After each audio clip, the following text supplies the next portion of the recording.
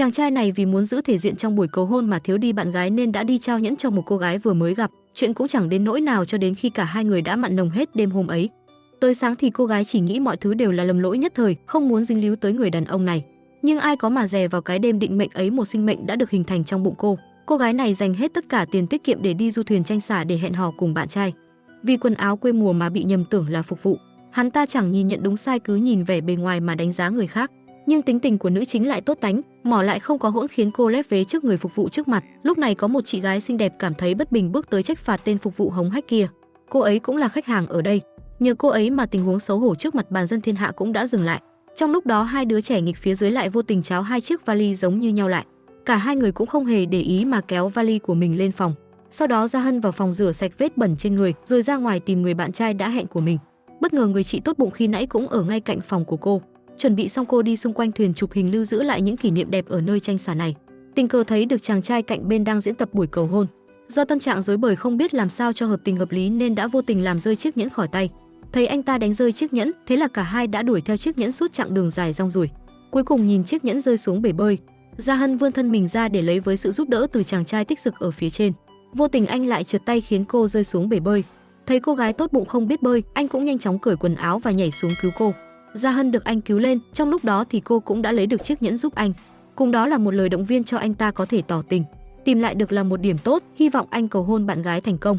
Cả hai trở về phòng thì bất ngờ Gia Hân mới nhận ra anh là bạn trai của chị gái tốt bụng đã giải nguy cho cô khi nãy. Sau đó khi hai người mở vali ra định thay đồ thì mới biết mình lấy nhầm vali. Cả hai vội ra ngoài tìm thì vô tình đụng phải nhau. Sau khi lấy lại vali của mình, Gia Hân bắt đầu trang trí căn phòng lãng mạn với nến và hoa, sẵn sàng cho một đêm nồng cháy cùng anh bạn trai của mình. Thời điểm cô đang thay đồ thì bạn trai gọi điện thoại rủ cô lên nhà hàng ở tầng 2, nhưng cô không hề biết rằng tên khốn đó đang trăng hoa vui vẻ cùng một cô gái xinh đẹp khác. Cô thì sợ tên khốn đó chờ đợi lâu nên vội mặc đồ, kết quả khiến tóc mắc vào dây kéo. Trong lúc lực bất tòng tâm, cô chỉ đành tìm tích dực ở phía đối diện giúp đỡ. Ngại quá, có thể giúp tôi một việc không? Tóc tôi bị kẹt trong khóa kéo. Anh cũng không nhiều lời mà giúp cô trong tình huống ngặt nghèo này. Lúc chuẩn bị rời đi thì Gia Hân đã lấy nhầm thẻ phòng, nhưng khi cô đến nhà hàng thì không thấy bạn trai của mình đâu cả. Người đặt bàn đâu rồi? Xin lỗi, anh ấy có việc nên đã rời đi một lúc. Còn tên chap boy này cũng thật là quá bỉ ổi đi, hắn ta cứ thế dẫn trà xanh ngang nhiên vào phòng cô bạn gái mình để trăng hoa. Cảnh tượng đó đã lọt vào mắt của tích dực ở phòng cạnh bên. Nghĩ đến cô gái ngốc nghếch lúc nãy khiến anh muốn ra tay nghĩa hiệp, quyết định giúp đỡ. Anh mở ghi âm trên điện thoại rồi lặng lẽ đẩy điện thoại qua khe cửa. Sau đó đến chỗ Gia Hân lừa cô quay trở lại phòng với lý do Gia Hân đã ăn trộm nhẫn của mình. Nhờ điều này mà Gia Hân cũng đã tận mắt chứng kiến tên bạn trai đang giang díu díu trước thanh thiên bạch nhật cùng gái lạ. Đối mặt với sự thật trước mắt, tên bạn trai vẫn còn muốn tiếp tục ngụy biện ra đòn thao túng tâm lý. Điều này khiến Gia Hân có chút ngơ ngác khó hiểu. Tích dực thấy tên này làm nhiều trò sao mà khó coi, chỉ đành trực tiếp lấy chiếc điện thoại vừa ghi âm ra. Lỡ như cô ta phát hiện ra thì sao đây? Điều kiện chọn bạn gái của anh chính là đơn thuần nghe lời dễ khống chế, cô bạn gái bây giờ chính là đồ ngốc phù hợp 100%. Anh bảo cô ta đi hướng đông, cô ta tuyệt đối không dám đi hướng tây. Nghe những lời tán tận lương tâm đó, Gia Hân mới nhận ra tên bạn trai mình khốn nạn tới mức nào. Thế nhưng hắn ta còn mặt dày vu khống ngược lại Gia Hân có đàn ông khác bên ngoài, rồi hiện lên vẻ mặt ố dề đề nghị chia tay. Vậy anh đi ra ngoài, tại sao tôi phải ra ngoài? Vốn tưởng rằng mình là người trả tiền, Gia Hân có thể đuổi hắn ta ra ngoài, nhưng đối phương lại không biết xấu hổ nói Gia Hân mời hắn ta tới đây chơi. Tại sao tôi phải đi ra ngoài? Gia Hân lúc này không thể nói nên lời. Cô chỉ đành bất lực kìm nén cảm xúc mà chạy ra khỏi phòng, hướng mặt ra biển cho gió biển thổi đi những giọt lệ sầu để không ai thấy rằng cô đang đau khổ. Còn tích dực từ xa đứng nhìn tưởng Gia Hân làm điều dại dột nên vội chạy tới, nhưng hóa ra Gia Hân muốn nhặt chiếc khăn lụa bị thổi bay đi. Vì để Gia Hân có thể trút giận, anh đã đưa cô vào phòng thay đồ và nhờ nhà thiết kế sửa sang lại khuôn mặt cho Gia Hân rồi update thần thái lên. Đầu tiên là phải bỏ chiếc kính quê mùa ra, sau 1 tiếng đồng hồ xử lý thì cái vẻ ngoài quê mùa đã bị đánh bật đi, thay vào đó là một phong thái đẹp gái vô cùng tận. Ngay cả tích dực cũng phải ngạc nhiên vì quá là xinh luôn. Nhưng ngay cả với vẻ ngoài ưa nhìn, cô cũng không thể thoát khỏi sự thiếu tự tin của bản thân. Lúc này nam chính liền cho cô những lời động viên giúp cô tự tin hơn. Trong một thời gian ngắn cô phải nhớ kỹ bây giờ mình là nữ chính, thu hút ánh nhìn của tất cả mọi người, tự tin lên đi. Tiếp theo để cho Gia Hân thư giãn, tích dực đã dẫn cô đi ca hát và nhảy múa, vứt bỏ mọi buồn phiền đau khổ trên người Gia Hân. Nhưng đây mới chỉ là khởi đầu của một màn trình diễn hay. Sau đó tích dực đưa Gia Hân đi tìm tên bạn trai cũ và cho anh ta biết người phụ nữ mà anh ta không trân trọng thực ra cũng không phải là dạng vừa đâu mà là dạng rộng đấy. Thấy tên này cũng đang ra rẻ đánh bia bi ủng nên tích dực đề xuất chơi một trận bia. Nếu anh ta thua thì phải xin lỗi Gia Hân và ăn một quả bia. Hắn ta tự tin vào thực lực của mình nên đã đồng ý yêu cầu này. Nhưng anh ta không ngờ tích dực chơi hay hơn hắn ta, đặc biệt trong lượt bắn cuối cùng, tích dực còn cố ý để Gia Hân đánh, còn mình ở phía sau hỗ trợ. Tiếng âm thanh bia va vào nhau, quả bóng đen cuối cùng từ từ rơi vào lỗ. Gia Hân vui vẻ nhảy múa và nhào vào vòng tay của Tích Dực. Ngay sau đó tên bạn trai cũ vì đã đánh cược phải ăn bia nên hắn ta phải miễn cưỡng xin lỗi Gia Hân, cầu xin cô bỏ qua chuyện này. Còn Gia Hân dưới sự ảnh hưởng của Tích Dực, lần đầu tiên trong đời biết dùng cái mỏ hỗn để đàm tiếu kẻ có lỗi với mình, bày tỏ sự bất mãn trong lòng với đối phương. Chút hết nỗi uất ức trong lòng, Gia Hân cũng cảm thấy nhẹ nhõm đi phần nào. Cô vui vẻ cảm ơn sự giúp đỡ của Tích Dực trong ngày hôm nay. Không ngờ lúc này một màn cầu hôn lãng mạn đã thu hút hai người rồi. Tích Dực chợt nghĩ ra, thôi xong mình quên hủy bỏ kế hoạch cầu hôn rồi. Nhìn Tích Dực cứ vẫy tay, Gia Hân rất khó hiểu. Chỉ biết từ miệng Tích Dực rằng đây là màn cầu hôn do anh sắp đặt, nhưng vì bạn gái tạm thời bỏ đi, nên họ lầm tưởng Gia Hân là nữ chính. Trước sự cổ vũ của khán giả, cả hai không còn cách nào khác đành phải diễn cho chót vở kịch chưa từng công chiếu này. Để trả ơn Tích Dực vì đã giúp đỡ mình, Gia Hân quyết định giúp anh hoàn thành màn cầu hôn. Trong tiếng reo hò của mọi người, Tích Dực đã đeo nhẫn cưới cho Gia Hân. Lúc này có người đã mang một tờ giấy kết hôn cho hai người ký. Gia Hân không quan tâm tờ giấy đó là gì, cứ vậy mà ký tên vào đó, rồi đến lúc ăn mừng cả hai uống quá chén lại thêm tử sắc trong rất thật. Rồi cái gì tới cũng sẽ tới, rượu say người mất nhận thức thì đêm tối trăng thanh chiếc giường êm ái thì làm sao mà chịu nổi. Sáng sớm hôm sau, hai người hoảng hốt khi thấy đang ngủ với nhau. Nhưng Gia Hân ngây thơ nghĩ rằng Tích Dực đã có bạn gái. Vì vậy cô nói đó chỉ như là một giấc mơ và cho rằng tỉnh dậy rồi thì chúng ta quên hết đi. Sau khi xuống tàu, hai người đường ai nấy đi, cứ nghĩ rằng mọi thứ sẽ dễ dàng, chỉ đơn giản là tình một đêm. Kết quả là chỉ trong vài ngày cả hai nhận được tin nhắn từ lãnh sự quán yêu cầu đến lấy giấy chứng nhận kết hôn. Gia Hân cô bị thần kinh à, hét ầm lên như thế. Lúc này Tích Dực cũng gọi điện tới, hẹn cùng nhau đến lãnh sự quán. Khi đến đại sứ quán, hai người mới biết theo luật hôn nhân của Bahamas, chỉ cần đã ký vào giấy đăng ký kết hôn có nghĩa là đã kết hôn. Bây giờ muốn hủy quan hệ hôn nhân thì phải đi Bahamas thì mới hủy được. Vì vậy Tích Dực đã liên hệ thư ký đặt vé máy bay ngày mốt. Sau đó thuận tiện hỏi luật sư, tôi có một người bạn cần ly hôn, vậy những điều cần chú ý khi ly hôn là gì? Kết quả là sau khi nghe Tích Dực giải thích tường tận sự việc, luật sư đã tổng kết lại một vài điểm. Người đàn ông chơi xong bỏ đi như bạn của anh rất không có trách nhiệm, hoàn toàn có thể đứng thứ 3 trong bảng xếp hạng kẻ tồi tệ trong lòng tôi. Khi Tích Dực nghe thấy điều này, anh vội vàng nói rằng đó chỉ là một sự hiểu lầm và bạn của anh không phải như luật sư nghĩ. Nhưng luật sư vẫn thuyết phục anh bớt giao lưu với loại bạn chap boy như vậy. Không có trách nhiệm với phụ nữ trong nhà, đối với phụ nữ bên ngoài cũng không có trách nhiệm nốt. Điều này khiến Tích Dực đứng hình mất nhiều giây, chỉ biết gật đầu cho qua chuyện. Sau đó anh đang định rời đi thì nghe thấy có người gọi tên Gia Hân nên nghiêng người nhìn. Hóa ra cô lại bị đồng nghiệp bắt nạt. Tuy nhiên ngay trước sự cố này, người bạn trai đã đến đây để trút sự bất mãn về sự việc trước đó. Kết quả Tích Dực đã tiến lên, ai thế, tôi không phải đã nói với anh rồi sao, đừng xuất hiện trước mặt tôi nữa. Sau khi giúp giải quyết tên bạn trai cũ bất hảo, một số người cũng nhận ra thân phận của Tích Dực nên muốn nhân cơ hội này thể hiện, bắt đầu chỉ trích Gia Hân làm loạn công ty, cứ nghĩ rằng sẽ được giám đốc khen ngợi. Ai ngờ lại bị Tích Dực đặt câu hỏi ngược lại, rõ ràng hắn ta tới đây để gây rối. Vậy tại sao cô lại đổ lỗi cho nạn nhân? Văn hóa của công ty này là nhân viên cũ bắt nạt nhân viên thật thà sao? Tích Dực làm một phát khiến mọi người đều khiếp sợ. Tiếp theo anh còn gọi Gia Hân đi với mình, điều này khiến mọi người có cái nhìn khác về Gia Hân. Vì vậy khi cô trở lại công ty, lãnh đạo đã vô cùng tôn trọng, thậm chí còn gọi cô là chị Gia Hân. Còn người luôn bắt nạt Gia Hân nhất lại tới nịnh nọt, điều này khiến Gia Hân cảm thấy hơi khó chịu trong một thời gian. Nhưng điều càng khiến cô lo lắng đau đầu hơn là phát hiện ra mình đã mang thai. Lo lắng sợ hãi, Gia Hân vừa bước ra khỏi nhà vệ sinh đã vô tình ốm nghén. Tình cờ được một cô gái đang livestream trực tiếp trong nhà hàng quay được. Cô gái tưởng Gia Hân đã bị ngộ độc thực phẩm do ăn phải thứ gì đó trong cửa hàng, nên liền lên tiếng bốc phốt. Ông chủ sợ mất uy tín của cửa hàng nên nhanh chóng tiến tới giật điện thoại di động của cô gái, vô tình làm đổ ba lô của Gia Hân khiến mọi người biết cô ấy đang mang thai. Điều này đã giải quyết được vụ ngộ độc thực phẩm. Nhưng không ngờ sáng hôm sau hình ảnh cô ốm nghén được biến thành một meme và lên top thịnh hành. Trên đường đến sân bay, Gia Hân muốn nói với Tích Dực về việc mang thai của mình, nhưng cuối cùng cô không thể. Gia Hân định kết thúc mọi chuyện như thế này, tất cả lại bắt đầu phải đếm ngược rồi. Duyên phận đếm ngược, cảm giác hạnh phúc đếm ngược. Tại sao mình lại cảm thấy không nỡ thế chứ? Nhưng đúng lúc này Tích Dực nhận được điện thoại của thư ký nói công ty xảy ra chuyện. Bà nội bảo anh mau quay về, vì vậy Tích Dực phải trở về công ty, nên anh chỉ đành hẹn với Gia Hân đến Bahamas hủy đăng ký kết hôn vào một ngày khác. Việc không đi được khiến Gia Hân cảm thấy hạnh phúc mà không thể giải thích được bằng lời. Hóa ra người ngăn cản hai người làm thủ tục ly hôn chính là bà nội của Tích Dực. Nhìn thấy biểu tượng cảm xúc của Gia Hân, bà nội ngay lập tức nhận ra Gia Hân chính là cô gái đã gặp trong phòng trưng bày. Lúc đó bà nội nhìn thấy Gia Hân rất thích bức tranh này, nhưng cô rất thất vọng vì không thể mua được bức tranh. Vì vậy bà nội đã yêu cầu Địch Luân tặng bức tranh cho Gia Hân, đổi lại Gia Hân mời anh đi ăn tối. Và những gì xảy ra sau đó đã cho Địch Luân biết Gia Hân đang mang thai. Trong quá trình an ủi, anh biết được từ Gia Hân rằng cha của đứa trẻ là người cô đã gặp nhau trên một con tàu du lịch và dự định sẽ đến Bahamas để ly hôn vào ngày mai. Điều này khiến Địch Luân nhớ đến giấy chứng nhận kết hôn mà thư ký của Tích Dực đã đánh rơi 2 ngày trước, mà người đó không ai khác lại chính là Tích Dực. Hơn nữa 1 tháng trước, Tích Dực tình cờ đi du thuyền ở Bahamas, nên Địch Luân kết luận cậu ta chắc hẳn chính là cha của đứa trẻ trong bụng Gia Hân. Vì vậy anh đã nói cho bà nội Tích Dực biết chuyện. Để giữ cháu nội, bà nội phải ngăn cản bọn họ ly hôn bằng bất cứ giá nào. Cho nên bà đã cố tình giở trò tiền lương với công nhân của đảo Hoa Điểu để họ đình công tập thể. Như vậy sẽ khiến Tích Dực phải đến đảo Hoa Điểu để giải quyết tình trạng bất ổn của công nhân. Nhưng điều mà Tích Dực không ngờ tới là quê hương của Gia Hân cũng ở đảo Hoa Điểu. Gia Hân cũng vừa đi cùng trên một chiếc thuyền trở về khi vừa nhận được cuộc gọi từ mẹ mình. Khi sắp đến đảo, Tích Dực nhìn thấy công nhân nhà máy đang hỗn loạn, lo lắng đối phương sẽ không có ý tốt với mình nên đã yêu cầu thư ký giả làm mình xuống tàu trước. Quả nhiên những người kia tưởng thư ký là Tích Dực nên đã bắt anh đi, còn Tích Dực ở trên thuyền quan sát, anh tình cờ nhìn thấy Gia Hân cùng với mẹ cô ấy. Vì vậy anh đã theo họ đến tận nhà của Gia Hân, đây chính là quê của Trần Gia Hân à. Trước sự chất vấn của mẹ, Gia Hân đã quỳ xuống và thừa nhận sai lầm của mình. Nhưng hóa ra người mẹ hoàn toàn không biết việc cô có thai, bà chỉ nhận được thông tin cô con gái đã tiêu hết số tiền trong thẻ tín dụng. Lúc này Gia Hân mới nhận ra mẹ mình vẫn chưa biết mình có thai. Vui vẻ khoảng chừng là 10 giây thì đứa cháu lớn vội vàng chạy vào. Xảy ra chuyện rồi, Gia Hân ốm nghén rồi. Cháu nói cái gì mà nôn nghén chứ, chính là có thai. Điều này khiến Tích Dực nghe trộm từ bên ngoài hoang mang sợ hãi. Còn Gia Hân ở bên trong nhận tất cả lỗi về mình và nhất quyết không chịu nói cho mẹ biết ai là cha của đứa trẻ. Con hứa sẽ phá bỏ đứa trẻ. Nghe lời này khiến người mẹ vô cùng tức giận, muốn trực tiếp dạy dỗ đứa con gái hư đốn này. Không ngờ vào lúc này cha của đứa trẻ đột nhiên xuất hiện.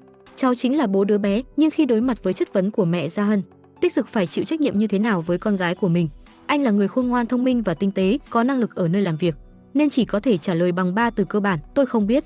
Đối mặt với câu trả lời như vậy khiến mẹ Gia Hân liền mất quyền kiểm soát. Bà cầm chổi đuổi đánh Tích Dực khắp nhà. Để Tích Dực có một lời giải thích chính đáng, bà đã trói anh ta lại. Sau đó nhờ Tử Săn tìm điện thoại từ trong người Tích Dực. Tiếp theo trò cười để khiến Tích Dực mở mắt. Sau khi mở khóa điện thoại thành công, người mẹ tìm được số liên lạc của bà nội, sau đó gọi điện cho bà nội của Tích Dực.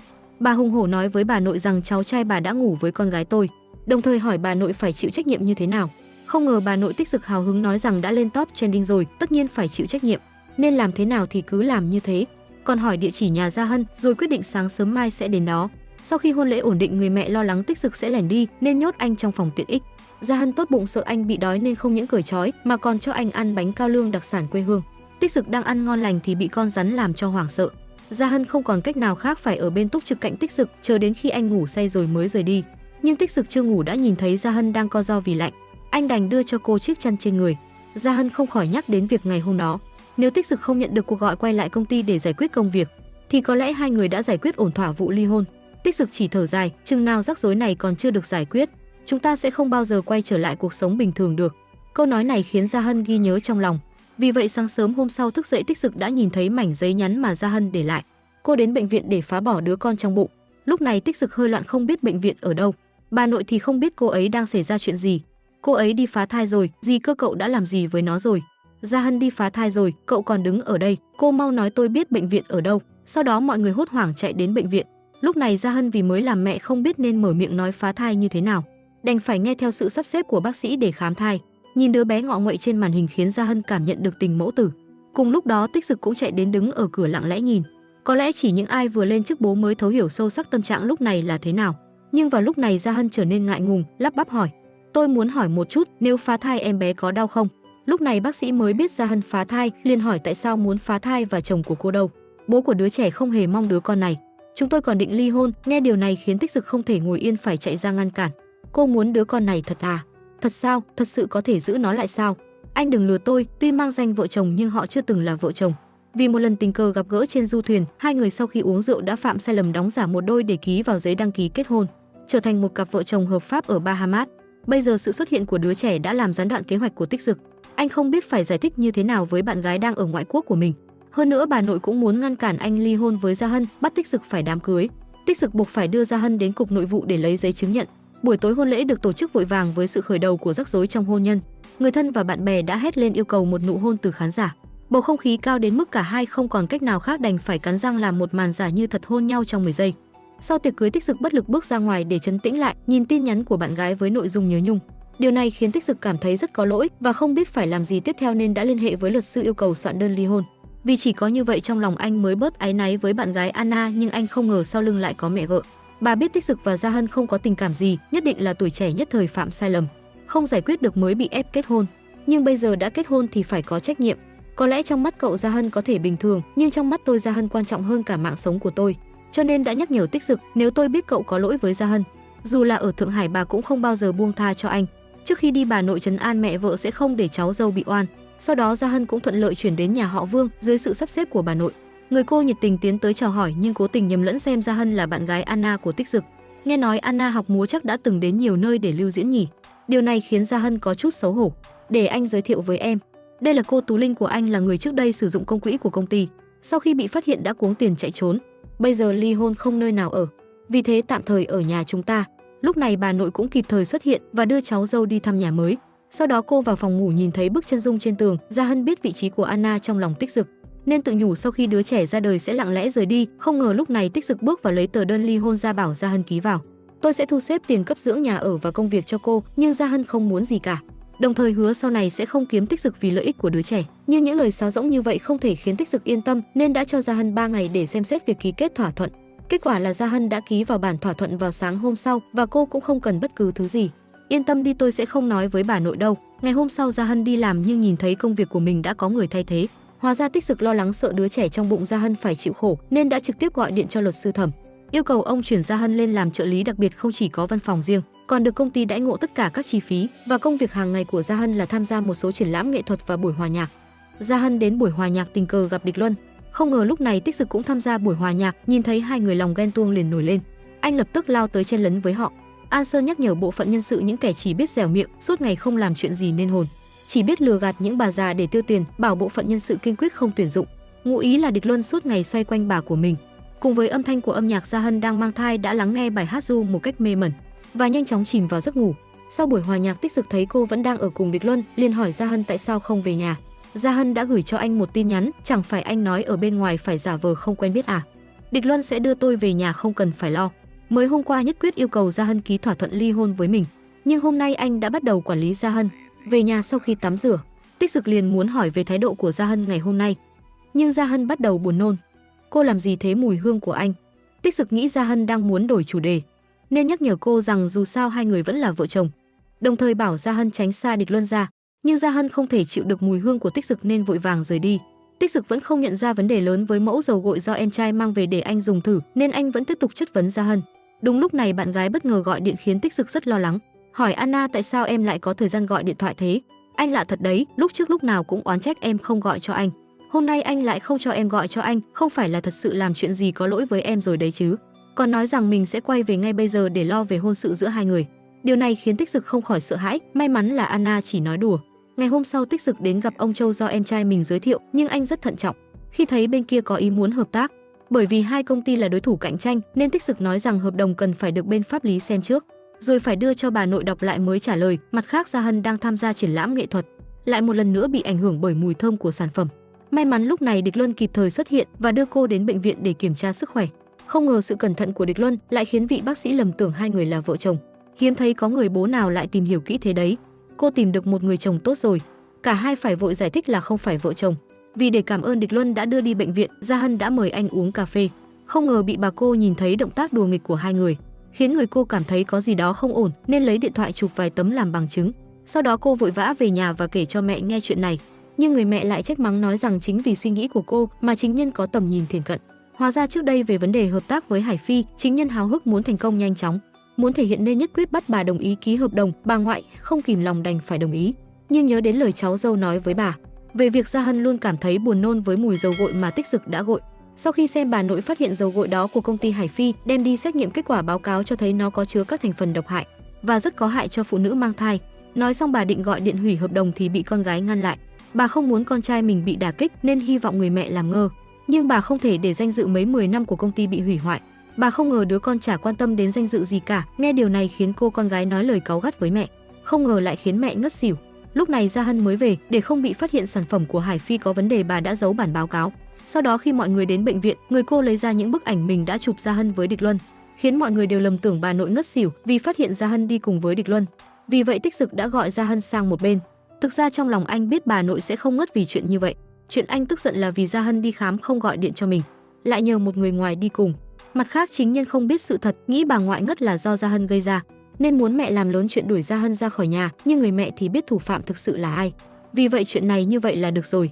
Còn hỏi đứa con đã ký hợp đồng với Hải Phi chưa? Thấy con trai tự hào và phấn khởi vì đã ký hợp đồng khiến bà cảm thấy đau đầu và bất lực, chỉ có thể yêu cầu bước từng bước một. Còn Gia Hân đã thức trắng đêm khi biết bà hôn mê vì mình. Cô tự trách bản thân đã khiến mọi chuyện như vậy. Vì vậy cô quyết định kéo hành lý đến nhà bạn thân. Xảy ra chuyện gì rồi mau vào đi. Cũng may có cô bạn tốt có thể tâm sự khi buồn. Tích Dực sau khi tỉnh dậy nhìn mảnh giấy ghi chú Gia Hân để lại, cứ như vậy rời khỏi nhà. Trong lòng rất không vui, cả ngày làm việc cứ bồn chồn. Điều này khiến trợ lý An Sơn nhận thức được vấn đề. Ê ốc sen đến rồi, vì vậy để Gia Hân chủ động quay trở về.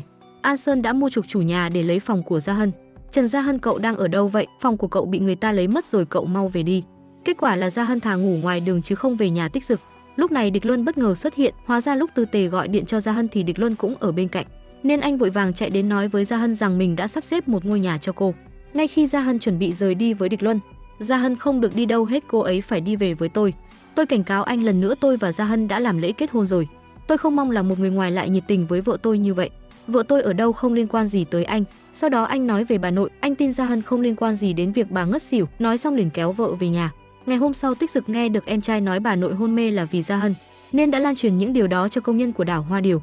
Điều này khiến Tích Dực không thể ngồi yên, cho nên ngày đảo Hoa Điều cắt băng khánh thành với Hải Phi, Tích Dực yêu cầu Gia Hân lên giải thích rõ ràng mọi việc trước mặt mọi người ở đây để không còn những tin đồn thất thiệt nữa. Nếu như người khác đối xử với cô như vậy tức là không coi tôi ra gì, nhưng nếu như đến bản thân cô cũng không quan tâm đến những tin đồn đó thì người khác sẽ nghĩ tôi như thế nào. Nhưng Gia Hân hèn nhát không dám lên sân khấu. Nhưng với sự khuyến khích hết lần này đến lần khác, Gia Hân đã dũng cảm bước lên và nói những gì họ nghe được đều là sai sự thật. Cô không hề làm điều gì tổn thương đến bà nội. Lúc này ông chủ của Hải Phi cũng lên sân khấu, nhưng mùi dầu gội đầu trên người ông ta lại khiến Gia Hân nôn mửa. Thế nhưng ông ta lại không biết kính trọng, định đẩy Gia Hân ra để chụp ảnh với Tích Dực. Không ngờ chuyện ông ta hói đầu đều bị mọi người biết. Xin lỗi, xin lỗi, xin lỗi cái gì chứ? Cô là ai hả, biết đây là đang làm gì không? Bực tức ông ta liên tục xúc phạm đến Gia Hân trước cảnh vợ bị sỉ nhục như vậy. Tích Dực đã bước tới và tuyên bố trước mặt mọi người chấm dứt hợp tác với Hải Phi. Bây giờ tôi lấy tư cách là tổng giám đốc tập đoàn Thành Khiết chấm dứt hợp đồng với anh ta. Công xưởng đảo Hoa Điều tạm dừng ngay lập tức. Bất kể tâm trạng của mọi người lúc này như thế nào, Tích Dực chỉ muốn làm cho người mình yêu không còn phải chịu ấm ức. Cũng chính sự cố chấp lần này đã giúp anh tránh được tai họa cho chính công ty của mình sau này, nhưng việc đóng cửa nhà máy ngay lập tức khiến em họ cảm thấy không hài lòng, nên đã triệu tập các thành viên trong hội đồng quản trị để luận tội Tích Dực, yêu cầu anh phải xin lỗi ông Châu và hợp tác trở lại hoặc ngừng sản xuất xà phòng, đồng thời sa thải một lượng lớn công nhân ở đảo Hoa Điều. Nhưng Tích Dực lại không chọn phương án nào cả, bởi vì anh vừa nhận được báo cáo phê duyệt xà phòng kế thừa của công ty, là sản phẩm đầu tiên được chấp thuận bán ở thị trường châu Âu. Nhưng việc Tích Dực cứ thích làm càn khiến hội đồng quản trị vẫn muốn thôi chức giám đốc của anh. Lúc này bác sĩ Hắc, người vô cùng nổi tiếng, đã bất ngờ xuất hiện và ông ấy đồng ý làm đại diện cho thương hiệu xà phòng kế thừa. Điều này cũng đồng nghĩa với việc ủng hộ xà phòng kế thừa của Tích Dực, khiến những người trong hội đồng quản trị không còn muốn cắt chức giám đốc của Tích Dực nữa. Không ngờ không lâu sau cuộc họp, ông Châu đã tìm gặp Tích Dực và yêu cầu anh bồi thường thiệt hại. Vì đã thanh lý hợp đồng và vì hợp đồng đều do em họ tiếp quản từ đầu đến cuối nên anh không hề biết tiền bồi thường thiệt hại cao như vậy. Ngoài ra ông ta còn cho xem đoạn video Tích Dực đơn phương chấm dứt hợp tác vào ngày hôm đó, nên ông ta không thể bỏ đi mà không có bất kỳ khoản bồi thường nào. Ngay khi Tích Dực đang bối rối, bà nội bất ngờ xuất hiện. Bà nội nói với ông Châu rằng vì chính nhân lúc đó đã thuyết phục mình hợp tác với cậu, vì đề phòng nên bà đã thêm một điều khoản vào hợp đồng, đó là nếu sản phẩm do Hải Phi sản xuất có hại cho phụ nữ mang thai và trẻ em thì chúng tôi có quyền đơn phương chấm dứt hợp đồng. Sở dĩ bà nội nghĩ ra quy định này cũng là do Gia Hân nôn mửa nhắc nhở. Vì vậy bà quyết định rằng từ bây giờ Gia Hân sẽ là ông chủ của Tích Dực, nên bất kỳ vấn đề nào của công ty đều phải thông qua Gia Hân xem xét trước khi Tích Dực có thể thông qua. Đừng tưởng bà không biết cháu đã lén lút làm gì với Gia Hân đằng sau bà. Bà đã bảo luật sư Thẩm thay đổi di chúc rồi. Nếu như cháu mà phụ bạc Gia Hân thì bà sẽ ký tên. Đợi khi bà xuôi tay thì Gia Hân sẽ thừa kế tất cả tài sản của bà. Còn Gia Hân, để không phải bị Tích Dực chê cười, cô đã làm việc chăm chỉ và tiếp tục học cho đến khi mệt mỏi đến mức ngủ thiếp đi với chiếc máy tính trên tay. Không ngờ lúc này bà nội đột nhiên gõ cửa, sợ bà nội phát hiện mình đang ngủ trên giường, nên Tích Dực vội vàng ôm Gia Hân vào giường. Cũng may bà nội không phát hiện, chỉ dặn dò Tích Dực không được để Gia Hân ăn đồ ăn nhanh. Ngày hôm sau Anna gọi điện nói đã đặt vé máy bay để Tích Dực sang châu Âu chơi cùng mình.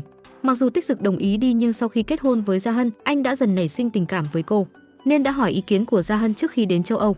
Gia Hân biết rõ mình chỉ là vợ chồng thỏa thuận nên cô không dám có yêu cầu gì quá đáng, chỉ mong có thể bù đắp cho hai người nhiều nhất có thể, làm sao có thể đòi hỏi quá nhiều tình yêu của anh. Tuy nhiên bà nội biết rất rõ mục đích chuyến đi châu Âu của cháu trai là gì. Hơn nữa bà cũng biết cháu trai sẽ vui vẻ với ai nên đã cố ý sắp xếp để Địch Luân đến nhà ăn tối. Nhìn Gia Hân và Địch Luân nói cười trên bàn ăn, chuyện gì hai người này cũng đều có thể nói được. Thấy cháu trai ghen tị, bà nội lại tiếp tục thêm dầu vào lửa. Gần đây bà để cho Gia Hân thay bà đến công ty, đúng lúc Tích Dực phải đi nước ngoài. Cháu hiểu rõ về thị trường châu Âu như thế, nhân lúc Tích Dực không có ở đây cháu giúp bà dạy cho Gia Hân nhé. Nhìn vẻ mặt của cháu trai bà nội biết lần này cho dù có đi châu Âu Tích Dực cũng sẽ không ở đó yên ổn. Rất nhanh sau bữa ăn Tích Dực đã nói chuyện với bà nội. Anh cho rằng việc dạy cho Gia Hân đã có nhân viên của bộ phận hải ngoại, không cần thiết phải nhờ đến Địch Luân. Nhưng bà nội lại cảm thấy Gia Hân không hợp với những người đó. Hơn nữa Gia Hân cần một người có tính kiên nhẫn để giảng dạy. Ngoài con ra chỉ có Địch Luân là phù hợp nhất, cậu ấy thua xa cháu mà. Đúng rồi, nhưng mà chẳng phải là cháu cần đi nước ngoài sao? Không lẽ cháu tự nguyện ở lại dạy cho Gia Hân? Đối mặt với câu hỏi hóc búa, Tích Dực chỉ có thể im lặng. Sáng hôm sau anh tỉnh dậy không thấy Gia Hân ở nhà. Xuống nhà hỏi bà nội thì được biết buổi sáng Địch Luân đã đón cô đi làm. Anh còn biết được hôm nay Gia Hân không chuẩn bị bữa trưa cho anh, nhưng khi anh đến công ty Gia Hân lại không có ở đó. Vì vậy Tích Dực phải lo lắng chờ đợi, mà mọi hành động của anh ta đều là vì ghen, có lẽ rằng anh đã thầm thương trộm nhớ người ấy rồi. Vì vậy để thuyết phục bản thân không đi châu Âu, anh bắt đầu tìm ra nhiều lý do. Gia Hân đi học một mình, nhìn thấy người khác đều có người đi cùng mà cô ấy lại không có ai. Có phải cô ấy sẽ thấy buồn không? Còn cô tôi nữa, có khi nào nhân lúc tôi không có nhà sẽ sắp xếp cho cô ấy một mớ việc nhà để bắt nạt cô ấy? Đối với trợ lý những lời này chỉ là cái cớ để anh cố gắng ở lại. Vì vậy An Sơn đã nhắc nhở anh rằng nếu anh ở lại thì anh và Anna sẽ ngày càng lạnh nhạt. Còn nếu anh đến gặp Anna thì mối quan hệ của hai người sẽ ổn định. Dưới sự thuyết phục của An Sơn, trong lòng Tích Dực đã dao động quyết định đi châu Âu. Trước khi cất cánh ở sân bay anh gọi điện thoại cho An Sơn, cảm thấy Gia Hân dạo này không được khỏe. Nhưng vừa dứt lời thì biết vừa rồi Gia Hân đột nhiên ngất xỉu, hiện đang nằm viện. Nghe tin như vậy anh hoảng hốt trong giây lát. Còn Gia Hân khi tỉnh dậy cô vẫn đang suy nghĩ về buổi học làm mẹ. Ngày hôm nay dù mọi người có thuyết phục như thế nào, Gia Hân vẫn nhất quyết muốn đi nên Địch Luân đành phải đi cùng để chăm sóc. Thật bất ngờ Tích Dực đã chọn từ bỏ việc gặp Anna mà đến cùng Gia Hân tham gia khóa học nuôi dạy con cái. Anna nóng lòng chờ đợi Tích Dực đến nên đã nhắn tin. Tích Dực chỉ đành nhắn xin lỗi. Anna hỏi tại sao, Tích Dực muốn trả lời nhưng anh không biết phải trả lời như thế nào cho đúng vì trong lòng đang dao động. Nên ngày hôm sau anh trở nên thờ ơ. Người cô và bà nội cũng nhận ra Gia Hân không được vui.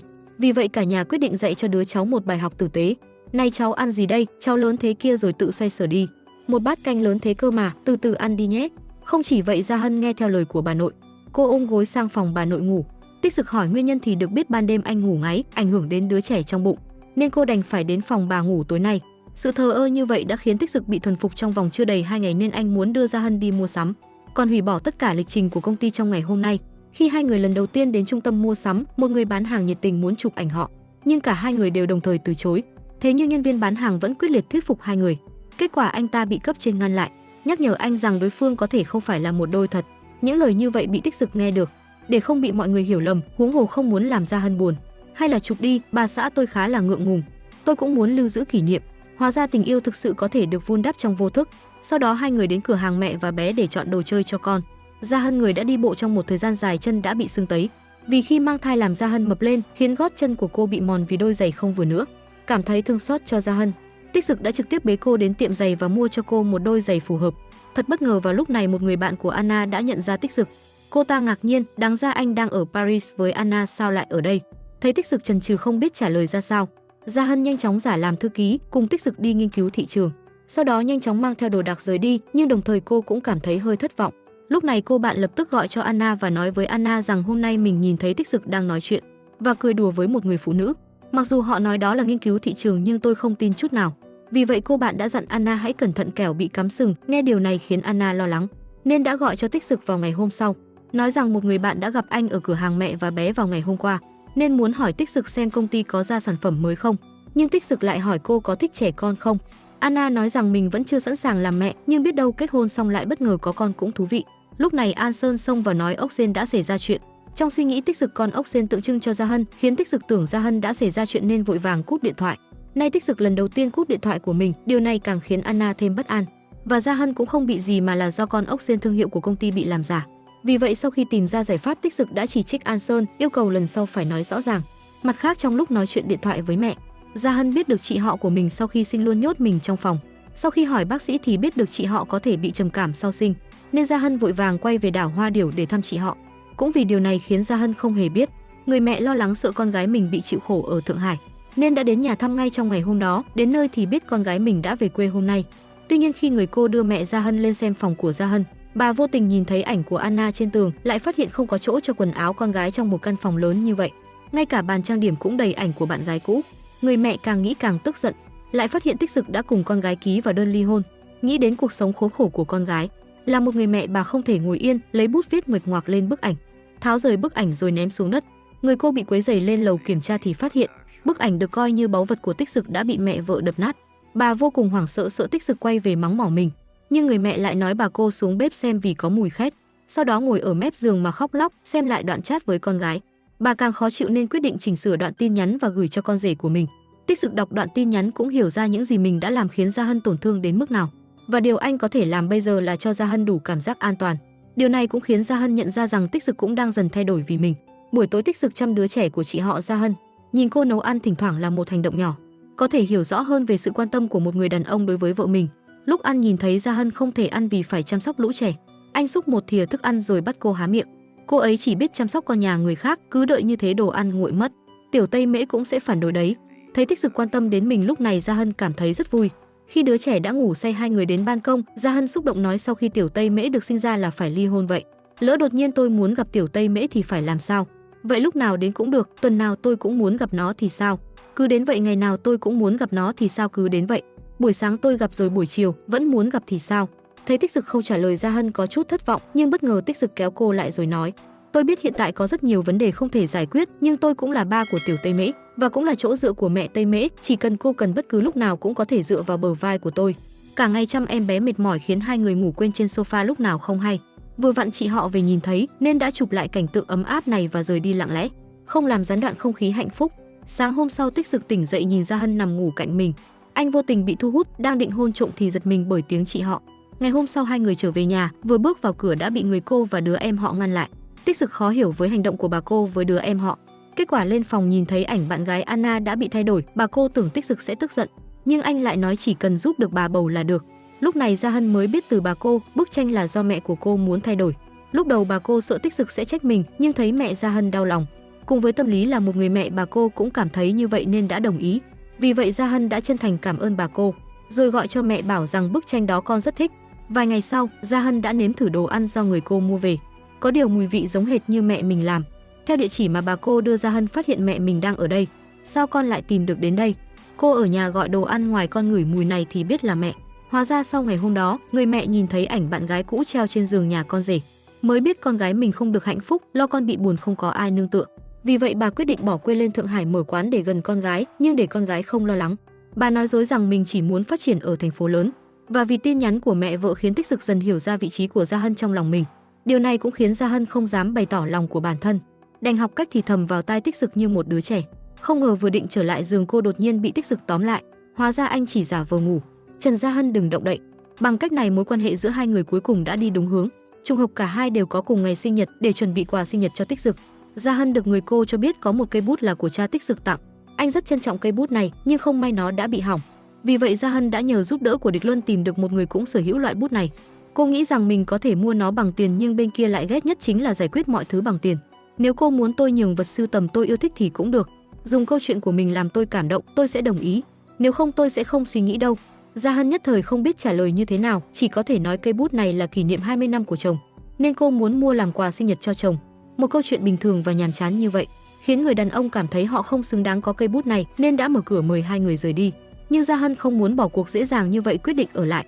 Sau đó gửi tin nhắn cho Tích Dực, nói rằng tối nay mình sẽ ở nhà tư tề. Tiếp theo là túc trực trước cửa nhà người đàn ông, hy vọng sẽ gây ấn tượng với ông ta bằng những hành động thiết thực. Kết quả Gia Hân phải đợi từ đêm đến ngày, từ chạy ngoài trời đến leo cầu thang trong nhà. Sự kiên trì của Gia Hân cuối cùng cũng khiến người đàn ông cảm động. Ở phía bên kia, Tích Dực cũng định chuẩn bị quà cho Gia Hân, thì Anna đột nhiên gọi điện. Anna cho biết mình sẽ về Trung Quốc vào ngày sinh nhật của Tích Dực và muốn tổ chức sinh nhật cùng anh. Vì vậy Tích Dực quyết định nhân cơ hội này nói mọi chuyện với Anna. Sau đó trong lúc tham gia lớp học mang thai với Gia Hân, anh cho biết Anna sẽ trở về nên không thể cùng Gia Hân đón sinh nhật.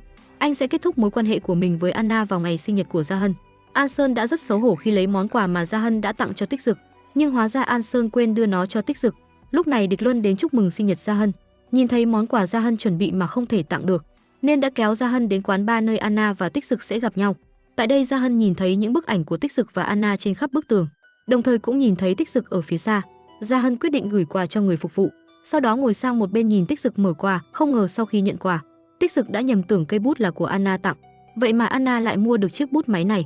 Mặc dù đã đến lễ kỷ niệm sinh nhật nhưng lại không thấy Anna xuất hiện.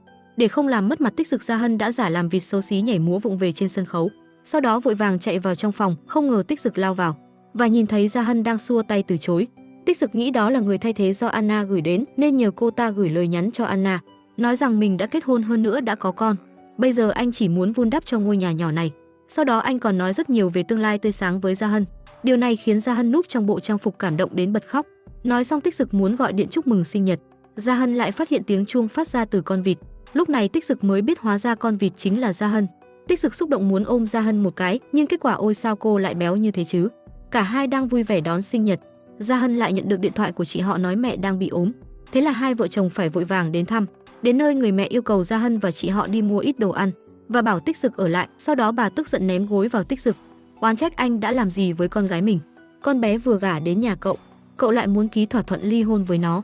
Cậu xem con bé như một cỗ máy đẩy hay sao? Tích Dực biết mình đã phạm lỗi nên không biết giải thích ra sao trước mặt mẹ vợ. May mà Gia Hân về sớm giúp Tích Dực tránh được sự trách mắng của mẹ vợ. Để khôi phục lại hình ảnh của mình, Tích Dực bắt đầu giúp dọn dẹp phòng.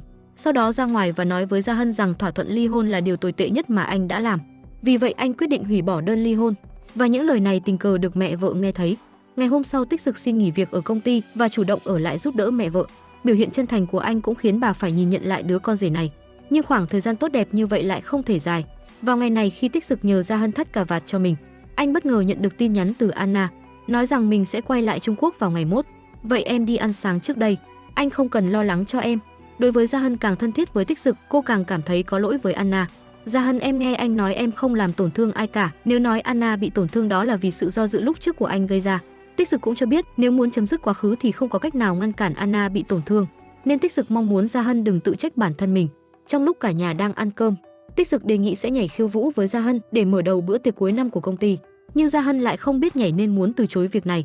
Lúc này Tích Dực nói tiếp, bảo rằng trước đây công ty có truyền thống nhảy điệu khai mạc và bà nội hay nhảy cùng anh, bây giờ chúng ta có nữ chủ nhân mới, vì vậy năm nay nó tùy thuộc vào em nó. Nghe điều này, Gia Hân chỉ đành cố gắng hết sức, nhưng khi đến giai đoạn học tập và diễn tập, chính nhân lại không thể về tập vì có công việc trong nhà máy, không thể tìm được bạn nhảy để diễn tập, khiến bà nội vô cùng đau đầu. Bất ngờ lúc này Địch Luân đến tặng quà sinh nhật sớm cho bà nội, thế là có người nhảy cùng. Bà nội quyết định để Địch Luân tập luyện với Gia Hân. Địch Luân, người có kinh nghiệm khiêu vũ phong phú, cẩn thận hướng dẫn Gia Hân, người không có nền tảng. Sau đó để chuẩn bị một món quà cho bà nội, Tích Dực đã nhờ Gia Hân dạy cho anh cách làm gốm sứ, tưởng là dễ dàng nhưng lại vô cùng khó làm, cho nên Tích Dực phải nhờ Gia Hân dạy cho mình bằng tay. Nhưng khi hai người tiếp xúc thân mật, Gia Hân có một chút ngại ngùng. Cô đứng dậy và va vào cằm của Tích Dực. Gia Hân lo lắng bước tới để kiểm tra, bất ngờ Tích Dực đã kéo cô vào trong lòng. Sau đó thành công cưỡng hôn Gia Hân, lãng mạn chỉ đơn giản vậy thôi. Ngày hôm sau, Gia Hân đến giao bữa trưa cho chồng thì nhìn thấy Anna xuất hiện. Gia Hân đành tránh ánh mắt của Tích Dực, lặng lẽ rời đi, bởi vì trong thâm tâm Gia Hân, tình yêu giữa Tích Dực và Anna là do mình cướp mất, nên khi nhìn thấy Anna cô luôn cảm thấy xấu hổ. Tại sao mình lại vẫn muốn là một người vô hình, vẫn muốn chạy trốn? Còn bên trong, Anna cầu hôn Tích Dực nhưng bị từ chối. Anna, anh xin lỗi, anh không thể kết hôn với em. Sau đó kể cho Anna mọi chuyện xảy ra trong khoảng thời gian này, nhưng Anna không bỏ cuộc. Cô cảm thấy chỉ cần Tích Dực và Gia Hân ly hôn, cô sẽ nhận đứa trẻ trong bụng làm con nuôi, đồng thời nói rằng mình là người sinh ra đứa trẻ để không phải xấu hổ. Còn về người phụ nữ đó chúng ta có thể. Đang nói dở thì bị Tích Dực cắt lời. Cô ấy tên là Trần Gia Hân, đứa con của anh tên là Tiểu Tây Mễ. Chuyện của bọn anh từ trước đến nay đều không có vấn đề gì. Nghe thấy sự lựa chọn kiên quyết của Tích Dực, Anna không dám đối mặt với sự thật, nói lý do tại sao mình không đến dự sinh nhật của Tích Dực là bởi vì một ngày trước khi quay lại Trung Quốc, Anna đã nhận được một tin nhắn, đó là một bức ảnh của Tích Dực và Gia Hân. Một cú sốc như vậy khiến cô ngã gục. Trong lúc biểu diễn không chỉ hôn mê 3 ngày mà còn bị chấn động não. Khi tình tan luôn có người phải đối mặt với nỗi đau chia tay. Hậu chia tay, Tích Dực nghĩ mình và Gia Hân đã có thể sống hạnh phúc. Ai ngờ đâu nửa đêm anh bất ngờ nhận được cuộc gọi từ bệnh viện, thông báo một cô gái tên Anna đã bị ngất và được những người dân nhiệt tình đưa đến bệnh viện. Do thấy Anna nhập viện vì ngất xỉu, sao lại như thế? Anh cũng không biết chuyện gì, anh phải đi xem thử, anh sợ Gia Hân sẽ suy nghĩ nhiều. Tích Dực nói rằng Anna không có người thân và không có bạn bè ở Thượng Hải, vì thế anh phải tự mình đi xem thế nào. Ngoài miệng Gia Hân nói mình vẫn ổn, nhưng trong lòng lại lo lắng. Còn Tích Dực vội vã đến bệnh viện thì phát hiện Anna đã mất trí nhớ. Sau khi tỉnh dậy, cô đã quên đi những gì đã xảy ra sau chuyến du lịch du thuyền. Khi bác sĩ kiểm tra, kết luận chứng mất trí nhớ ngược chiều do chấn động. Trong thời gian khôi phục trí nhớ, tuyệt đối không được chịu đả kích. Tích Dực nói với Gia Hân về việc Anna bị mất trí nhớ, và có vẻ như Anna không còn nhớ chuyện chia tay với mình, vì không được để Anna chịu đả kích nữa. Hơn nữa, thể trạng hiện tại của Anna cần có người chăm sóc, nên Tích Dực phải ở bệnh viện chăm sóc Anna trong vài ngày. Nhưng đến buổi trưa hôm sau, Anna phát hiện Tích Dực không có ở đó, chỉ có dòng giấy nhắn bảo An Sơn ngày mai sẽ đến đón cô xuất viện.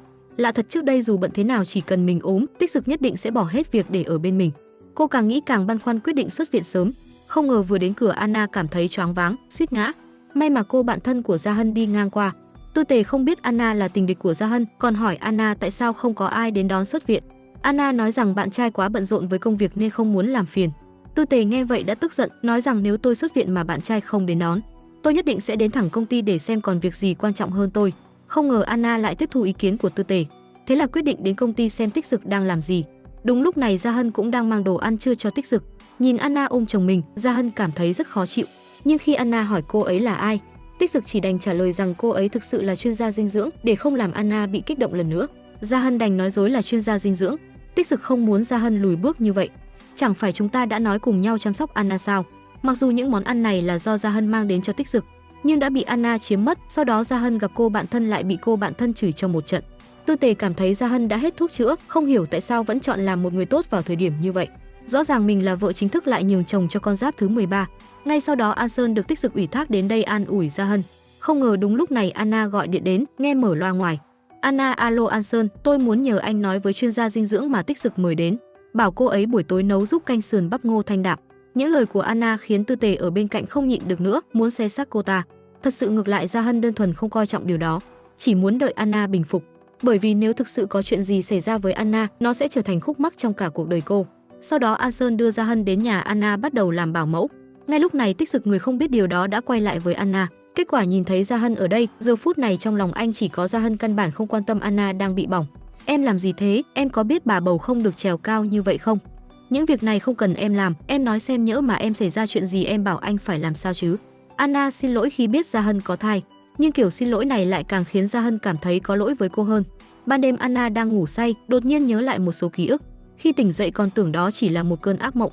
Ngày hôm sau khi liên lạc với Tích Dực, anh nói mình đang họp nhưng Anna lại thấy anh lên xe định đi ra ngoài.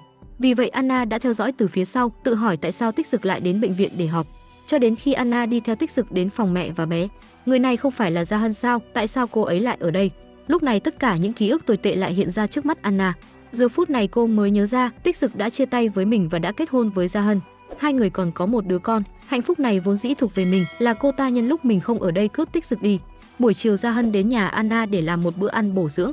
Anna đã thú nhận với Gia Hân rằng mình đã khôi phục trí nhớ nên yêu cầu Gia Hân rời khỏi Tích Dực. Mối quan hệ giữa Gia Hân và Tích Dực chỉ là sự nhầm lẫn tức thời, người anh ấy yêu thực sự là tôi. Lúc đầu quả thật Gia Hân quyết định sẽ rời đi theo thỏa thuận ly hôn sau khi sinh con. Nhưng bây giờ thì khác, cô muốn đấu tranh để đứa trẻ này được sinh ra một cách an toàn. Ba người nhà chúng tôi cùng sống bên nhau, người Tích Dực yêu là tôi, trái tim anh ấy ở chỗ tôi. Anna cho biết sẽ không bỏ cuộc. Cô sẽ chứng minh cho Gia Hân thấy trong lòng Tích Dực thực sự yêu là ai. Sau đó Anna nhắn tin hẹn gặp Tích Dực ở chỗ cũ vào tối nay. Tối đó Tích Dực đến nơi nhìn thấy Anna tổ chức tiệc sinh nhật muộn, đồng thời nói mình đã nhớ ra nên sẽ bỏ cuộc rồi ôm hôn Tích Dực, mong muốn Tích Dực cùng mình trải qua buổi hẹn hò. Cuối cùng Tích Dực tưởng Anna đã thực sự từ bỏ nên đồng ý, lại không biết Gia Hân ở trong bóng tối nhìn thấy hai người, tưởng Tích Dực vẫn còn thích Anna. Gia Hân buồn bã rời đi. Sau đó trong lúc ăn tối với Tích Dực, Anna nói mình và Gia Hân đã nói chuyện rồi, nghe nói hai người đã ký vào đơn ly hôn. Gia Hân rất băn khoăn về điều này, vì vậy Tích Dực đã liên hệ với luật sư để hủy bỏ thỏa thuận. Nhưng luật sư cảm thấy cần phải có sự đồng ý từ Gia Hân nên Tích Dực yêu cầu ông gửi một bản hợp đồng mới với nhiều quyền lợi cho Gia Hân, và nó là bản hợp đồng hủy trước kết hôn. Còn yêu cầu gửi bản hợp đồng mới trước cuộc họp cuối năm vào lúc 11 giờ ngày mai để tạo bất ngờ cho Gia Hân. Có điều những lời này đã bị Anna nghe lén từ lâu để thực hiện thành công kế hoạch chia rẽ hai người. Anna liên tục thồn rượu cho Tích Dực, sau đó mang anh về nhà, nhìn thấy Tích Dực không quay về. Gia Hân gọi điện nhưng Anna đã tắt máy và để ở chế độ im lặng. Gia Hân đành chờ đợi đến nỗi ngủ thiếp đi, lúc nào không hay. Mãi đến rạng sáng Anna mới gọi nói Tích Dực đã ở cùng mình. Nhìn đống sổ nuôi dạy con trên bàn, Gia Hân bắt đầu nghĩ ngợi. Tối qua tôi và Tích Dực uống say quá nên không nghe điện thoại của cô. Ngay khi nghe được những lời này cứ như sét đánh ngang tai, nhưng Anna lại nói hai người không xảy ra chuyện gì, khiến Gia Hân bớt lo lắng đi phần nào ngay.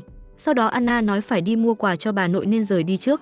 Cộng với sự hiểu lầm tối qua và hôm nay, trong lòng Gia Hân có dự cảm không lành. Nên sau khi Tích Dực tỉnh dậy, cô đã chào Tích Dực hẹn gặp lại ở buổi họp mặt cuối năm. Khi đến buổi tiệc, Anna giả vờ chúc mừng Gia Hân, động viên cô đừng lo lắng khi khiêu vũ và rót cho Gia Hân một ly rượu vang đỏ chúc mừng một chút. Chúc mừng sau buổi tiệc năm, tình cảm của cô và Tích Dực sẽ trở thành chính thức. Từ nay về sau cũng thêm hai người bạn tốt. Gia Hân trong sáng nghĩ Anna đã buông tay nên chân thành nhận lời chúc phúc của cô. Nên khi rượu đỏ bị đổ, Gia Hân chỉ nghĩ Anna không cố ý. Kết quả khi cô đi lau sạch vết bẩn thì bản hợp đồng sửa lại cuối cùng đã đến đúng vào thời điểm Anna tính toán. Kế hoạch của Anna đang như ý muốn, lợi dụng không có ai, cô đã tráo đổi thỏa thuận ly hôn. Khi Gia Hân đi ra, Anna đã đưa cho cô bản thỏa thuận đã tráo đổi. Vì vậy Gia Hân sau khi đọc nó đã nhầm tưởng đó ý muốn của Tích Dực, với nội dung sau khi sinh con không những phải ly hôn mà còn không được gặp con. Sau này nếu đứa trẻ có mất bất đắc kỳ tử trước khi sinh ra thì Gia Hân phải lập tức làm thủ tục ly hôn. Nhưng Gia Hân không biết những điều này đều là do Anna làm giả. Anna còn tiếp tục thêm dầu vào lửa nói, tối hôm qua có Tích Dực và luật sư Thẩm gọi điện để sửa đổi thỏa thuận ly hôn, nhưng không ngờ điều đó lại xảy ra thật sao. Điều này khiến Gia Hân vô cùng tức giận. Tôi có thể ly hôn, có thể không cần Vương Tích Dực, nhưng không ai có thể đem con tôi đi được. Vừa nói cô vừa tháo chiếc nhẫn cưới sau đó rời đi. Anna cầm chiếc nhẫn buồn bã khóc lóc tự an ủi bản thân. Cô buồn vì đã làm chuyện đáng hổ thẹn như vậy với Gia Hân, nhưng để giành Tích Dực về lại cô phải làm như vậy. Một lúc sau Tích Dực cũng tới nơi đây. trong lòng đầy nghi ngờ hỏi Anna tại sao cô lại ở đây. Gia Hân đâu? Lúc này Anna lấy chiếc nhẫn ra và nói Gia Hân sẽ không tham gia nữa. Không ngờ lúc này bà nội và những người khác cũng bước vào.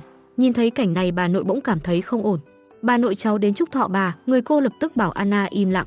Cùng lúc đó anh họ Gia Hân nhìn thấy thỏa thuận ly hôn bị xé nát trên mặt đất, khiến mẹ vợ và mọi người hiểu lầm anh. Nhưng Tích Dực lúc này không có thời gian giải thích. Anh vội vàng chạy đi tìm Gia Hân nhưng bị Anna giữ lại. Kết quả Tích Dực lo lắng Gia Hân hoàn toàn không quan tâm đến vô tình xô ngã Anna.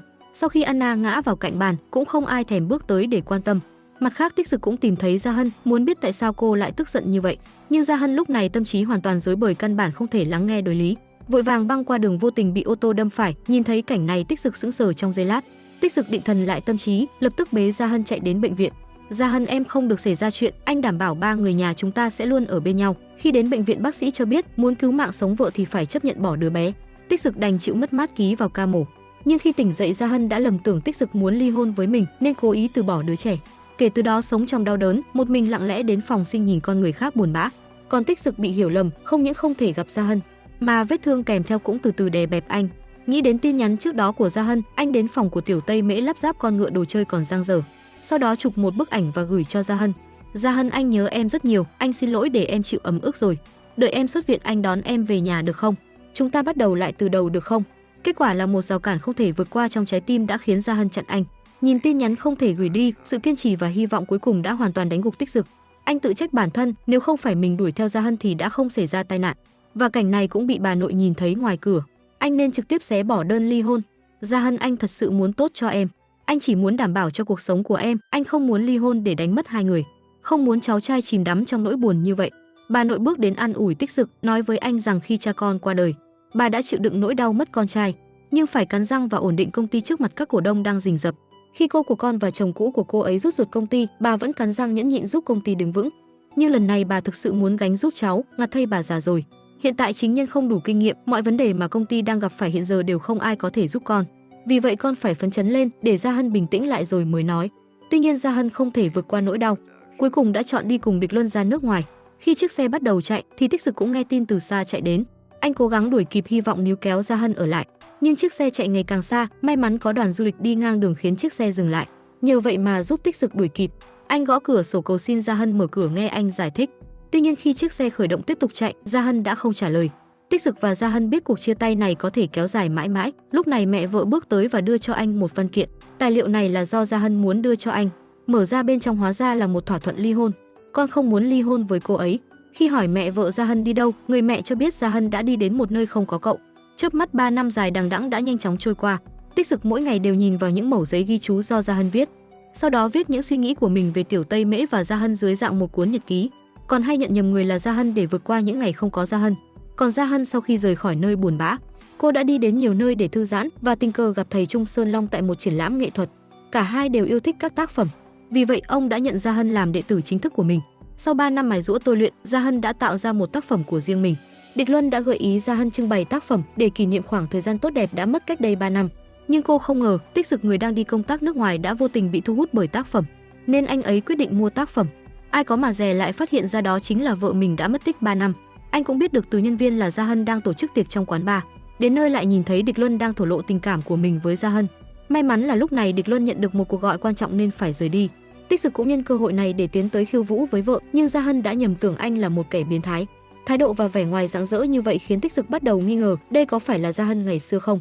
Gia Hân giờ đã ở một cương vị khác, cô liền quát anh. Tại sao anh lại đi theo tôi cảnh cáo anh còn đi theo tôi sẽ gọi báo cảnh sát đó. Lưu manh đừng đi theo tôi nữa. Nghĩ đến Gia Hân ngày hôm nay, Tích Dực bắt đầu mất tự tin, cho rằng đã đến lúc phải buông tay nên viết một lá thư cho Gia Hân với tư cách là người mua tác phẩm tên V kép và hẹn gặp nhau ở quảng trường. Nhưng khi Gia Hân đến quảng trường, Tích Dực đã rời đi, chỉ để lại mảnh giấy và một bó hoa với nội dung cảm ơn Gia Hân đã tạo ra một tác phẩm giống với anh. Gia Hân đọc bức thư cảm thấy đồng cảm nên muốn tìm người mua nhưng không thấy, cảm thấy hơi hụt hẫng nhưng định mệnh muốn cho hai người gặp lại nhau. Gia Hân đi lang thang lại nhìn thấy mẫu cổ áo của một người đàn ông rất giống với người đi theo mình đêm qua, nên lập tức tiến tới uy hiếp anh ta. Đồ biến thái, nếu anh còn bám theo tôi nữa thì tôi không khách sáo đâu. Không ngờ khi Tích Dực quay người lại, Gia Hân vô cùng bất ngờ, muốn bỏ đi lại vô tình ngã xuống cầu thang. Vì vậy Tích Dực đã bế cô về nhà. Anh cũng không biết em ở đâu. Đến cửa nhà thì em nói một câu, cứ nghĩ đây là cơ hội tốt để nối lại mối quan hệ xưa. Tích Dực đã mô tả tình hình của chính mình trong 3 năm qua, nhưng khi cả hai nói về con cái và thỏa thuận ly hôn Cảm xúc của Gia Hân bắt đầu rạn nứt. Lúc này Anna còn gọi điện đến, điều này càng khiến Gia Hân tức giận. Anh đi đừng đến đây tìm tôi nữa. Đã hơn 3 năm mới gặp lại nhau nhưng vẫn không thể hóa giải được hiểu lầm năm nào. Khi Tích Dực bước ra ngoài và nghe thấy tiếng Gia Hân khóc trong nhà, điều này cũng thuyết phục Tích Dực rằng mình sẽ chỉ mang lại khổ đau cho Gia Hân. Khi đang đóng gói hành lý và chuẩn bị quay trở lại Trung Quốc thì bà nội gọi điện yêu cầu anh ở lại để thảo luận về xà phòng và bao bì với một nhà thiết kế. Đồng thời Gia Hân cũng nhận được một cuộc gọi từ sư phụ, yêu cầu cô hợp tác thiết kế thương mại. Hóa ra Trung Sơn Long và bà nội cổ Tích Dực từng là một cặp. Bây giờ bà nội biết được Gia Hân là học trò của Trung Sơn Long, vì vậy bà đã nhờ ông giúp hai người kết nối lại. Khi cả hai gặp lại nhau, hai người đều đoán được chuyện gì đang xảy ra, hẳn là sự cố ý của hai vị trưởng lão. Tuy nhiên khi đối mặt với việc thiết kế một bức tranh có từ kế thừa lại còn liên quan đến Tích Dực khiến cô không thể bình tĩnh. Vì vậy Địch Luân đã đưa cô ra ngoài để tìm cảm hứng. Sau bao nỗ lực Gia Hân cũng vẽ ra một tác phẩm ưng ý, nhưng khi Tích Dực nhìn thấy tác phẩm, anh cảm thấy nó rất ngấy. Gia Hân nghĩ rằng Tích Dực đang gây khó khăn cho mình. Tuy nhiên lời nhắc nhở từ Tích Dực khiến Gia Hân ngay lập tức hiểu ra, sở dĩ mọi sản phẩm thương hiệu cũ có thể đứng vững và không gục ngã là vì chúng có những đặc điểm riêng giống như sự kế thừa. Điều Tích Dực muốn là thể hiện yếu tố Trung Hoa chứ không phải từ bỏ điều đặc trưng này. Sau khi tiếp thu ý kiến của Tích Dực, bản thiết kế được sửa đổi và đã được bên kia rất công nhận, nên họ đã liên hệ với Tích Dực với mong muốn hợp tác với Gia Hân ở các dự án khác. Sau đó Tích Dực nói lời tạm biệt với Gia Hân, chuẩn bị quay trở lại Trung Quốc. Hai người bắt tay nhau quay người đi về hướng khác nhau. Nhưng đi được một đoạn, Gia Hân phát hiện điện thoại của Tích Dực vẫn còn trong tay mình nên đến tìm anh để trả lại. Biết Tích Dực không được khỏe, trong lòng cô luôn có Tích Dực nên quyết định ở lại chăm sóc. Lúc này Tích Dực cũng không kìm nén, nói rằng cách chữa khỏi cảm lạnh nhanh nhất là lây nhiễm virus cho người ấy. Cứ như vậy hai người có một nụ hôn mãnh liệt sau hơn 3 năm xa cách. Đang thăng hoa, Gia Hân bất chợt bừng tỉnh lấy cớ đi đun nước. Khi đem nước tới thì Tích Dực đã hôn mê. Lúc này cô cũng nói ra những lời trong lòng. Thật ra em vẫn muốn làm trần Gia Hân của anh lắm. Không ngờ một tin nhắn lại phá vỡ sự hòa giải của Gia Hân. Hóa ra lại là Anna, người đã chờ đợi 3 năm nhớ em rồi đúng không? Em ở dưới nhà một lúc nữa gặp anh. Điều này khiến Gia Hân lầm tưởng Tích Dực luôn ở bên Anna nên đau buồn bỏ đi, không cho đôi bên cơ hội bình tĩnh giải thích. Trên thực tế Anna vô tình biết được từ bà nội rằng Tích Dực đã tìm thấy Gia Hân. Để ngăn chặn mối quan hệ cũ của họ nối lại, Anna đã bay đến nơi này để gặp Tích Dực ngay trong đêm. Nhưng căn bản lúc này Anna đã không còn chỗ đứng trong trái tim của Tích Dực từ lâu. Còn Gia Hân vì sự xuất hiện của Tích Dực, sức lực mà cô đã dồn nén trong 3 năm cũng sụp đổ, khiến cô không thể kiểm soát được cảm xúc của mình. Vì vậy Địch Luân đã mong muốn Gia Hân tiếp tục trốn thoát. Ngày hôm sau Tích Dực nhận được tin nhắn từ Gia Hân, nói rằng chúng ta sẽ đường ai nấy đi và không bao giờ gặp lại nhau nữa. Tích Dực không biết là mình bị hiểu lầm nên đã đi tìm Gia Hân và nói không muốn bị chia cắt lần nữa. Nhưng Gia Hân vẫn còn tức giận chuyện tối qua. Cô cũng đã thề trước mặt Địch Luân sẽ không bao giờ gặp lại Tích Dực nữa. Nói xong thì cô vội vàng bỏ đi với tư cách là lãnh chúa. Tích Dực quyết định thay đổi chiến lược của mình. Anh tặng quà cho Gia Hân với tư cách là ngài V kép với hy vọng sẽ mua lại các tác phẩm của cô. Nhờ vậy Tích Dực có thể trò chuyện với Gia Hân mỗi ngày với tư cách ngài V kép. Theo thời gian Gia Hân nhận thấy mình có rất nhiều điểm cộng hưởng với anh. Khoảng thời gian sau đó hai người trò chuyện mọi lúc mọi nơi, tìm kiếm những cuốn sách thú vị, tán gẫu về những điều vui vẻ, thỉnh thoảng dành cho anh một bất ngờ nho nhỏ. Tuy nhiên những ngày làm việc chăm chỉ này đã khiến Gia Hân đưa ra quyết định. Tôi quyết định đi du lịch vòng quanh thế giới trong vòng 1 tháng sẽ xuất phát. Anh cũng sẽ vui thay cho tôi đúng không? Thực ra 3 năm trước tôi đã có ý định này rồi, nhưng lúc đó không có dũng khí cũng không tự tin. Trải qua 3 năm rèn luyện cộng thêm sự cổ vũ của anh, tôi quyết định xuất phát. Cảm ơn anh, nhưng điều Tích Dực thực sự muốn là cố gắng khiến Gia Hân can đảm để trở về quê hương của mình. Nhưng kết quả thì ngược lại. May mắn Tích Dực vẫn còn một cách. Khi biết trợ lý An Sơn sắp kết hôn với Tư Tề nên anh đã gọi điện và sắp xếp mọi thứ cho hai người. Với sự tài trợ của Tích Dực, An Sơn đã đặt thân phận của mình ở cửa trên, hứa hẹn với Tư Tề hôm nay em hãy mua bất cứ thứ gì chúng ta muốn, chỉ với một mục đích là dụ Gia Hân trở lại Thượng Hải đối mặt với bạn thân và hạnh phúc. Tư Tề đã chọn hạnh phúc. Vì vậy cô đã gọi điện cho Gia Hân nói rằng mình sắp kết hôn, mong muốn Gia Hân trở lại càng sớm càng tốt để làm phù dâu. Bằng cách này Gia Hân, người đã ở nước ngoài 3 năm cuối cùng đã trở lại, cảm nhận làn gió biển quen thuộc khi bước lên đảo Hoa Điều. Trước đây cũng đã thay đổi diện mạo và ngôi nhà tiểu Tây Mễ nhỏ dễ thương. Nỗi nhớ con trong lòng Gia Hân lại dâng trào. Ngày nào ngài V kép cũng đến soi sáng cho Gia Hân, khiến cô lung lay ý định muốn trở lại với Tích Dực. Nếu là anh, liệu anh có bằng lòng cho nhau một cơ hội không vậy? Bày ra bao nhiêu công sức ở thời khắc mấu chốt, Tích Dực lại ngủ say.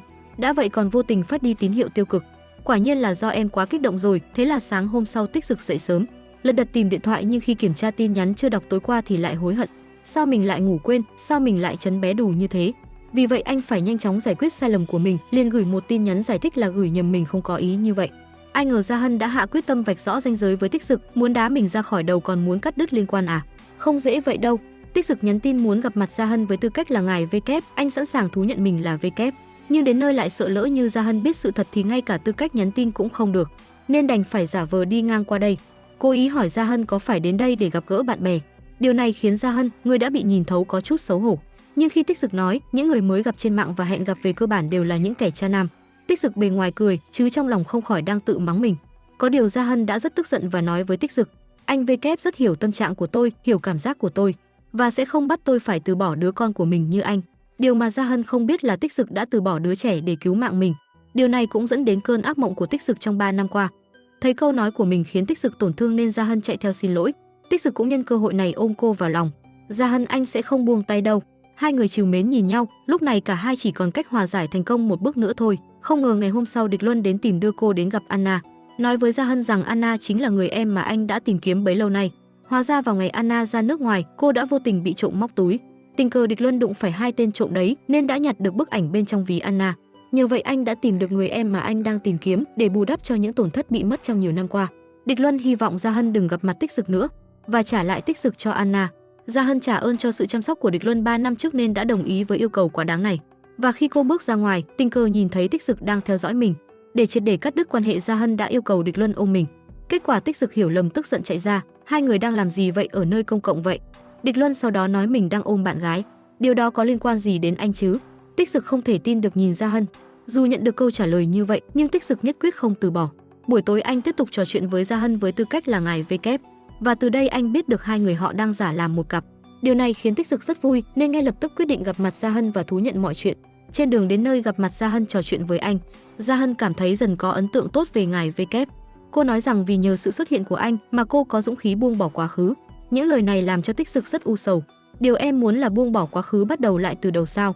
Cho nên khi Gia Hân đến địa điểm đã hẹn, cô nhìn thấy người cầm cây lưu ly lại là Địch Luân. Gia Hân cũng không nghĩ ngợi nhiều, liền coi Địch Luân là ngài VK và quyết định hẹn hò với Địch Luân. Trên thực tế Tích Dực đã sắp xếp để Địch Luân đóng giả là ngài VK, chỉ vì Tích Dực biết được Gia Hân muốn buông bỏ quá khứ trong khi trò chuyện. Vì vậy sau 3 năm kiên trì, cuối cùng anh lại lựa chọn từ bỏ. Vài ngày sau, Anna nhờ Tích Dực phân tích những thứ cần thay đổi ở lớp khiêu vũ. Không ngờ Địch Luân lại đưa Gia Hân tới ăn tối. Anna những gì cần nói anh đã nói hết rồi, anh đi trước đây. Nhưng Anna lại yêu cầu anh ở lại cùng nhau ăn tối. Kết quả nhìn thấy Địch Luân và Gia Hân thể hiện tình cảm. Trong lúc ăn, Tích Dực không thể kìm nén, lập tức kéo Gia Hân vào phòng và hỏi cô có hạnh phúc khi ở bên Địch Luân không? Sự ra đi của Tiểu Tây Mễ không phải lỗi của em, vì thế em không cần phải tự trách. Bắt đầu từ hôm nay chỉ cần nhớ đến Tiểu Tây Mễ là sẽ nhớ đến những điều hạnh phúc. Trần Gia Hân, anh yêu em, đây sẽ là lần cuối cùng. Nói xong anh từ từ buông tay và quay lưng về phía Gia Hân. Lúc này cả hai đều cảm thấy thật sự đau đớn khi phải buông tay. Và sau một tuần quen nhau, Gia Hân vẫn không tìm được cảm giác như lúc trò chuyện với ngài VK ở Địch Luân, nên cả hai đã chọn cách chia tay trong hòa bình và duy trì tình bạn trước đây. Địch Luân cũng muốn nói ra sự thật rằng mình không phải là ngài VK. Kết quả lại làm Gia Hân hiểu lầm nên chọn bắt đầu chuyến du lịch vòng quanh thế giới. Một tuần sau đó, trong thời gian này bà nội đã liên lạc với Gia Hân và yêu cầu cô đến gặp mặt trước khi rời đi. Bước vào phòng của Tiểu Tây Mễ, đồ đạc trong phòng vẫn được giữ nguyên. Lúc này Gia Hân nhìn thấy cuốn nhật ký trên mặt bàn. Mở ra cô mới biết ngày thứ 6 mất đi Tiểu Tây Mễ, đầu óc anh không còn theo chỉ thị nữa rồi luôn nhớ đến Tiểu Tây Mễ. Nhớ đến lúc mình ký tên vào tờ giấy đồng ý đó. Tiểu Tây Mễ chắc là con trách bố nhiều lắm đúng không? Ngày thứ 17 mất đi, Tiểu Tây Mễ phát hiện bản ghi âm của mẹ ốc sên. Tiểu Tây Mễ, bố rất nhớ mẹ, con có thể nói cho mẹ bảo mẹ nhanh về được không?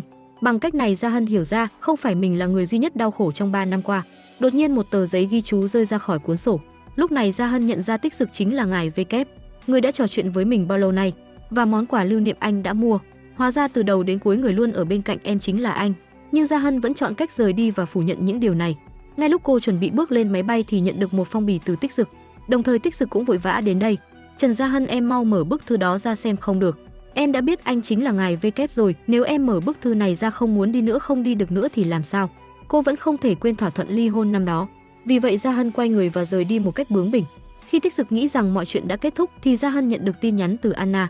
Cô ấy thú nhận thỏa thuận ly hôn là mình thay đổi 3 năm trước, khiến hai người hiểu lầm trong 3 năm. Thậm chí còn đề cập Tích Dực chưa bao giờ đồng ý hẹn hò với cô trong 3 năm qua. Hóa ra khi Anna nói về Tích Dực với anh trai, cô đã vô tình tiết lộ lời nói của mình một cách hào hứng. Sau đó để Địch Luân biết được Anna chính là người đã trao đổi thỏa thuận. Không thể để em gái mình tiếp tục phạm sai lầm, với tư cách là anh trai Địch Luân đã tìm đến Tích Dực và nhận mọi trách nhiệm về tội ác của em gái mình. Anna lần đầu tiên cảm nhận được hơi ấm gia đình nên cũng quyết định buông tay Tích Dực, toàn tâm toàn ý chúc phúc cho Tích Dực và Gia Hân. Vương, Tích Dực, đây là cái gì? Cái này là đơn thỏa thuận ly hôn, là bản thay thế của bản 3 năm trước đã bị đánh tráo. Chúng ta đều bị lừa rồi, anh không muốn bỏ em, người anh muốn chính là em. Rào cản hiểu lầm 3 năm cuối cùng cũng được cởi bỏ. Mối quan hệ càng trắc trở khiến cả hai càng trân trọng nhau hơn. Những hạt mầm cảm xúc mà tình yêu cần để nở hoa Bởi tình yêu không xảy đến với chúng ta yêu bởi chúng ta đã lựa chọn yêu và ta phải hành động rất nhiều để đạt được tình yêu đó. Được rồi, bộ phim đến đây là kết thúc. Các bạn bỏ ra 3 giây đăng ký kênh để ủng hộ chúng mình nha. Cảm ơn các bạn đã đón xem kênh của chúng mình. Hẹn gặp lại mọi người trong bộ phim tiếp theo. Ok, phần review phim của ngày hôm nay đến đây là hết rồi. Xin chào tạm biệt và hẹn gặp lại các bạn ở những tập tiếp theo.